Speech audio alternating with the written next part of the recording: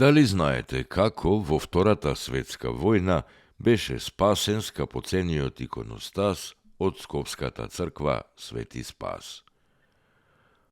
Под изговор дека сакаат да го заштитат иконостасот во црквата Свети Спас во Скопје, бугарите го повикале Нестор Алексиев Мирчевски и му наредиле да го размонтира со намера да го предадат на германците, за како што се велело, да им се одолжеле за големото пријателство.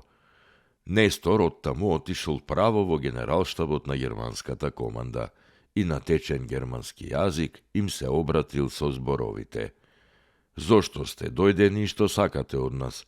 Како ќе го земете иконостасот, кога вие сте од една културна земја со долги традиции, како што се и нашите? Иконостасов што сакате да го земете е наш споменик. Тоа е наше големо богатство и е работен многу години од моите предци. Јас учествував на светската изложба во Берлин во 1938 година и бев примен и од градоначалникот на Берлин."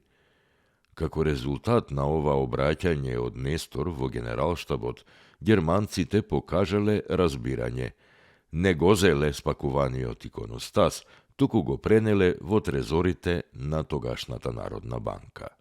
По ослободувањето, Нестор се зафатил да го монтира иконостасот и да ја воспостави неговата првобитна состојба. Во работата му помагал клисарот на црквата Ѓорги Христов. Елемент по елемент, со голема прецизност, од утро до вечер, тие двајцата го склопиле целиот иконостас во Свети Спас, во Скопје. Дали знаете дека битката за Матка била пресудна за ослободувањето на Скопје во Втората светска војна? Тоа требало да биде последната планирана акција за целосно ослободување на Македонија. Во снежната, студена и ветровита ноќ на 12 ноември 1944 година, партизанскиот батальон се спуштил од Белкамен. 300 борци на возраст меѓу 16 и 20 години не се плашеле ниту од помислата дека противникот има подготвено 6 камиони со експлозив за минирање на браната. Желбата за слободно Скопје сепак надвладеала и победила.